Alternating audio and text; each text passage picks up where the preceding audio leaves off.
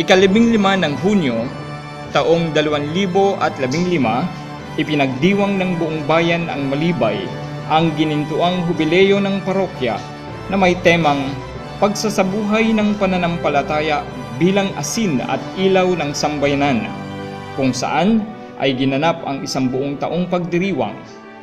Ang pagbubukas ng Jubilee Door sa pangunguna ni Archbishop Luis Antonio Cardinal Tagle ay katangi-tanging biyaya para sa ating mga taga-Malibay.